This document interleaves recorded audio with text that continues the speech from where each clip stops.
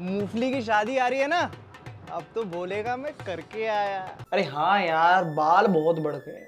अरे भैया सुनो, जरा फर्जी का शाहिद कपूर तो बना दो।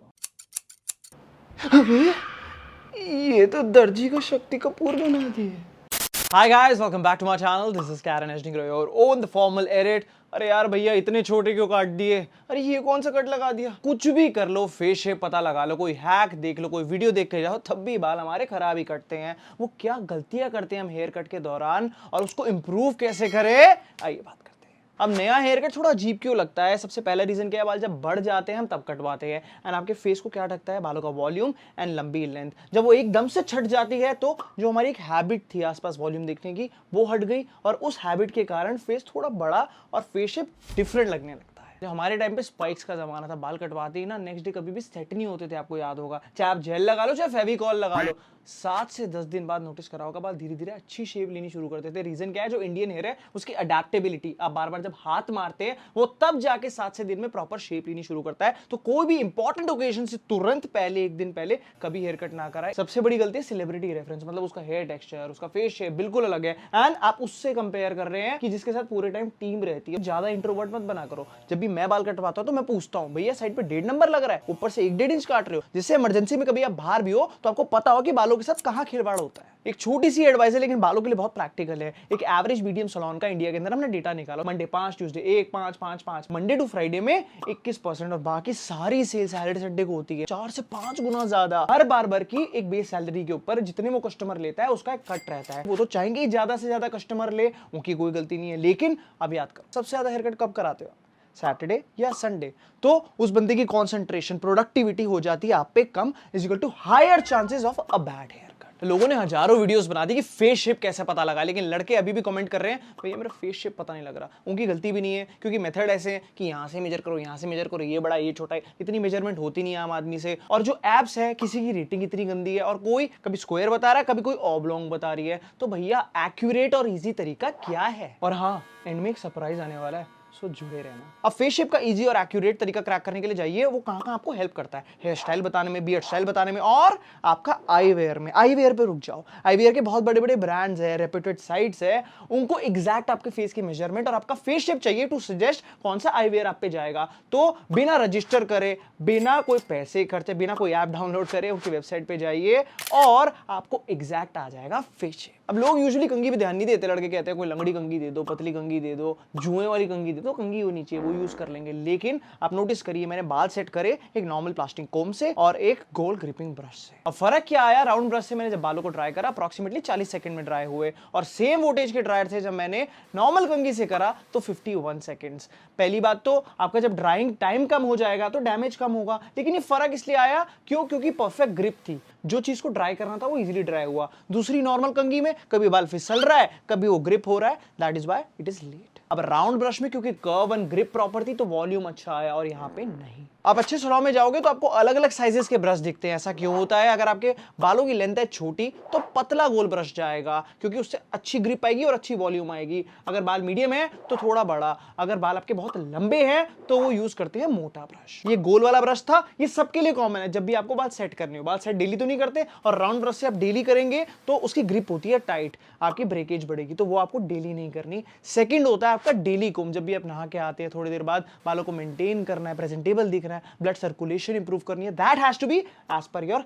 Hair type. अगर आपके बाल बहुत डेलिकेट और जल्दी टूटते हैं तो बोर ब्रिसल ब्रश बहुत एक्स्ट्रा सॉफ्ट होता है उसका टॉप, जिससे बालों में वॉल्यूम आता है, ब्लड सर्कुलेशन बढ़ाता है थिन बालों की, और बालों को तोड़ता नहीं है। और अगर आपके बाल कर्ली में आते हैं तो आपका वुडन ब्रिसल ब्रश गैप ज्यादा रहता है, टैंगल्स खोलता है कर्ली बालों के लिए, और नेचुरल ऑयल्स को डिस्ट्रीब्यूट करता है। बाल अगर स्ट्रेट और थिक है आपके, या हल्के भी वेवी है, तो बड़ा नहीं, ज्यादा पतला नहीं, मीडियम गैप ब्रश। अब कोई कर्ली बाल वाला मुझसे पूछता है भैया कौन सी हेयर वैक्स यूज करते हो? बता देता हूं, लेकिन फर्क आएगा नहीं ना। क्रिकेट की किल्ली से हॉकी खेल सकते हो?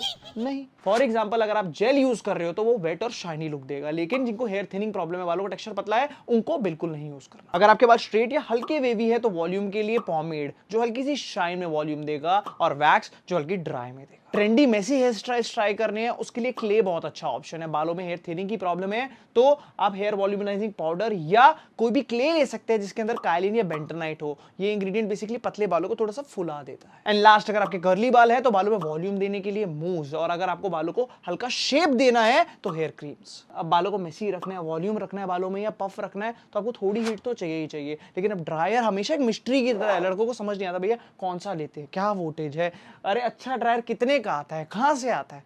मैं ब्रेक डाउन करता हूं। अच्छी ड्रायर के अंदर टेम्परेचर एडजस्टमेंट होना चाहिए, मतलब कभी बालों की लेंथ छोटी होती है तो वो कोल्ड में सेट हो रहे हैं, कभी मीडियम में सेट हो रहे हैं, तो टेम्परेचर एडजस्टमेंट फीचर आपका 30 to 35% डैमेज रिड्यूस करता है as compare to a normal dryer. जो एक परफेक्ट वोल्टेज है ड्रायर की, उसको जो जल्दी सेट कर देगी, ड्राइंग टाइम कम मतलब कम डैमेज, वो है 1600 से 1850 वॉट। ड्रायर्स के आगे वो पतला सा नोजल देखा होगा, वो करता क्या है, वो कॉन्सेंट्रेटेड हवा छोड़ता है। बालों को आपने ग्रिप कर रखा है ब्रश में, तो उस पर पर्टिकुलर हवा है तो वो जल्दी उसको ड्राई कर देगा और बाल सेट कर देगा। वर्सेस जो पूरे बालों पे हवा छोड़ेगा उससे ज्यादा डैमेज भी होगा क्योंकि ज्यादा टाइम लगेगा। अब सबसे इंपॉर्टेंट होती है ड्रायर खरीदने से पहले उसकी टेक्नोलॉजी चेक करना। अलग अलग टेक्नोलॉजी आती है, सेरेमिक, आयनिक, बहुत सारी। आयनिक टेक्नोलॉजी बेस्ट रहती है। वो क्यों? क्योंकि जब भी हम बालों को ड्राई करते हैं वो millions of negative charge ion produce करती है। मतलब भाई ये क्या होता है, बेसिकली जब भी आप बाल ड्राई कर रहे हैं हेयर के ऊपर शाफ्ट होती है, उसको खोलेगा नहीं, मतलब बाल ज्यादा डैमेज और फिजी नहीं करेगा अगर आप लॉन्ग रन में यूज करें।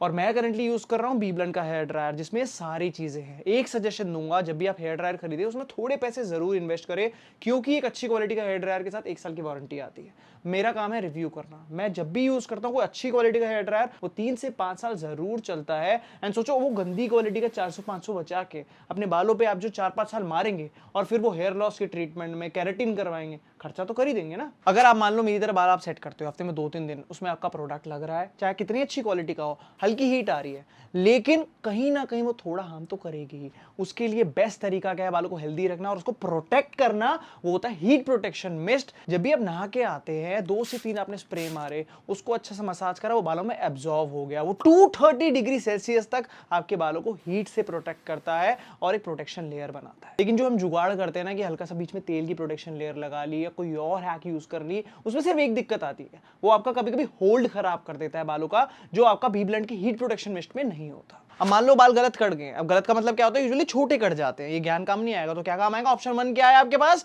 कि बाल अगर साइड से मीडियम है तो उसको 0.5 या 1 पे करा दो, मतलब और साइड्स को छोटा कराओ, क्योंकि कंपैरिजन में जिससे आपके बाल जो छोटे कटे हैं, साइड छोटा करने से ऊपर के बाल बड़े दिखे। अब ऊपर की लेंथ ज्यादा छोटी होगी, आप मांग रखते हैं, पार्टिंग रखते हैं, तो यूजुअली वो इतनी अच्छी नहीं लग रही, तो चेंज कर दीजिए अपना हेयर स्टाइल। मेसी फ्रिंज हो गया, आपने हल्के से आगे गिरा लिए, या आप मेसी स्पाइक्स रख के यू कैन लुक बेटर हर वीक, क्योंकि 2 से 3 हफ्ते में बाल वापस ठीक हो जाते हैं। अपनी बियर्ड को ऑन पॉइंट सेट कराइए जिससे फेस फ्रेश लगे, और अगर आपकी पैची बियर्ड आती है तो बियर्ड को ट्रिम रखे, और कतरा कतरा आता है तो क्लीन शेव। अगर आपको कुछ मेहनत नहीं करनी तो स्नैप बैक्स प्लेन होनी चाहिए, बहुत स्टाइलिश है और हर चीज को छुपा भी लेता है। और फिर लास्ट सोल्यूशन है नो डैमेज हेयर कट्स, जो शॉर्ट में जैसे कि बस कट हो गया, क्रू कट हो गया, बहुत ही क्लासी और ट्रेंडी सोल्यूशन है। आप बोलोगे भाई ये नो डैमेज तो ठीक है, अच्छे भी दिखते हैं, लेकिन बहुत दम चाहिए कराने के लिए, तो 10,000 कमेंट करो, मैं बस कट कराऊंगा और आप लोगों को बताऊंगा कि कौन से फेस शेप पे कौन सा no damage hair cut suit करता है। 1 मिनट। सो गाइस, ये थी फुल वीडियो। आप अपने हेयर कट को खराब कैसे ना होने दें एंड उसको लेवल अप कैसे करें। जो भी मैंने प्रोडक्ट बताया था, heat protection mist and dryer, उसका लिंक मैंने नीचे दे रखा है। You can also by that on style.bblend.com using the code FORMAL2023। आपको 20% ऑफ मिलेगा। वो Amazon, नाइका एंड फ्लिपकार्ट पे भी अवेलेबल है। ऑल्सो बीबलेंट एक premium hair care and styling brand है which is synonymous to cutting edge hair styling and hair care. Best part है, जब भी आप ऑर्डर करते हैं वो लिंक करते हैं आपको order with women they empower with Sambhav Foundation through Vibrant Shine Academy, और उनका एम है to empower 10,000 women across the nation. So guys, video में मजा आया तो लाइक, शेयर और कमेंट करना मत भूलना। अगर आप सब्सक्राइबर नहीं है तो प्लीज सब्सक्राइब कर लेना।